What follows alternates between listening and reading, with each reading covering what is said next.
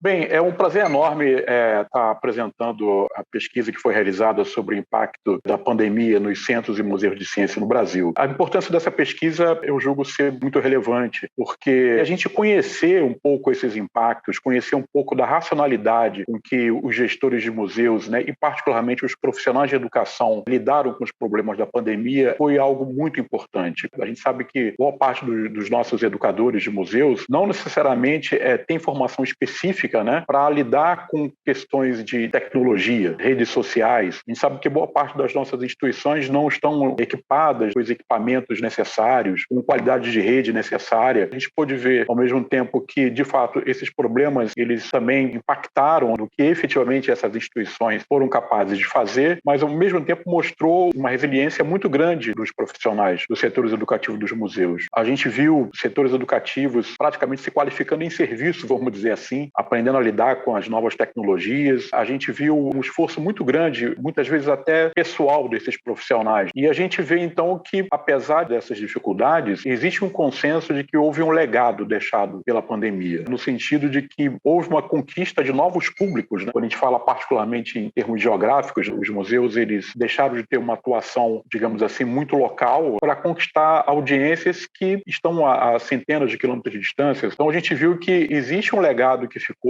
mas também existe um cenário para ser compreendido. Se é muito positivo o fato de que esses profissionais foram capazes, de certa forma, bypassar muitos dos problemas que foram encarados, isso foi feito a um custo pessoal muito grande. Então, fica uma reflexão. De fato, a gente precisa prover os nossos profissionais com uma formação para interagir com as novas tecnologias. A gente precisa, de fato, ter equipamentos e qualidade de internet que possa sustentar essas atividades de uma maneira mais estruturada. O artigo ele é fruto de um estudo realizado pelo Instituto Nacional de Comunicação Pública da Ciência e da Tecnologia, em parceria com a Associação Brasileira de Centros e Museus de Ciência e com a Associação Brasileira de Planetário, contando com o apoio da FAPERJ e do CNPq. Nesse artigo, a gente apresenta os resultados de uma pesquisa que buscou identificar os impactos da pandemia de Covid-19 nos centros e nos museus de ciências brasileiros. Para isso, a gente sistematizou uma lista de centros e museus de ciência a partir do Guia de Centros e Museus de Ciência, organizado pela ABCMC, pela Casa da Ciência e pelo Museu da Vida, e também através da plataforma Museus BR. A gente contactou via e-mail 773 instituições, pedimos para os gestores e gestoras desses museus responderem a um questionário online. Nós contamos também com a colaboração do ICOM-BR, que é o Comitê Brasileiro do Conselho Internacional de Museus, da própria BCMC, da ABP e também da Associação de Zoológicos e Aquários do Brasil na divulgação desse questionário. A gente deixa aqui registrado o nosso agradecimento a essas instituições e aí a gente conseguiu respostas de 89 museus e centros de ciência. O questionário foi aplicado entre 28 de julho e 19 de setembro de 2021. Muitos museus e centros de ciências ainda estavam fechados nesse momento. Esses 89 centros e museus de ciência, eles estão espalhados por todas as regiões do Brasil. A maioria está localizado na região Sudeste e Sul. São instituições que se caracterizam majoritariamente por serem museus públicos. Em sua maioria, essas instituições contam com a atuação principalmente de servidores públicos e a gente também tem uma atuação considerável de bolsistas. O que os resultados da pesquisa apontam é, primeiro, que esses museus e centros de ciência, eles ficaram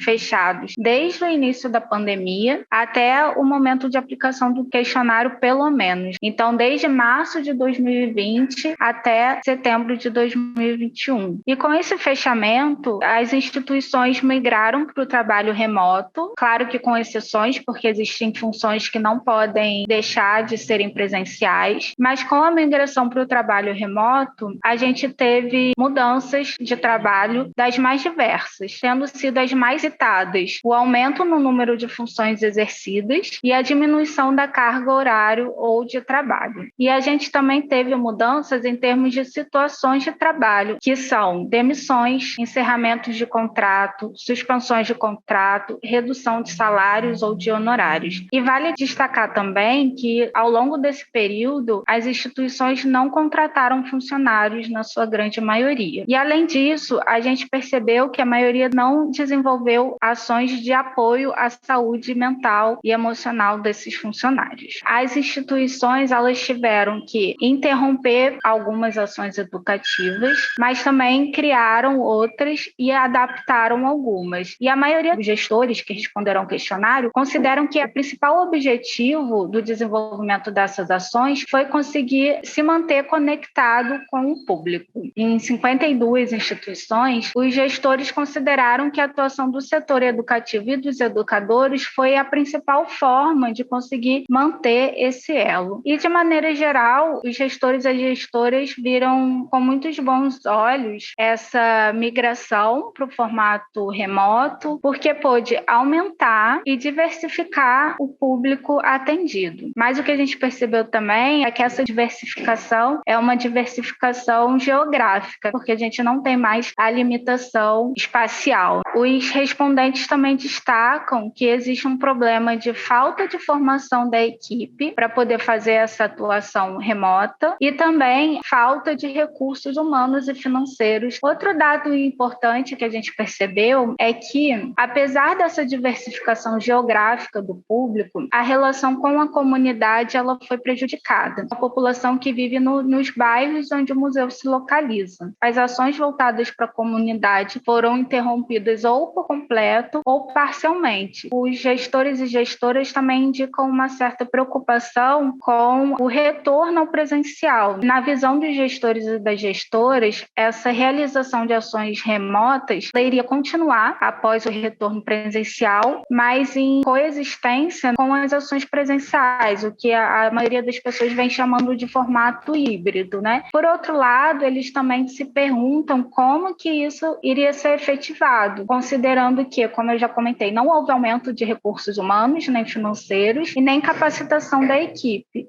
E aí a pergunta que ficava em aberto ali naquele momento de coleta dos dados é como que se daria essa conciliação, sendo que as pessoas estariam voltando a ter as funções que elas exerciam antes da pandemia, né?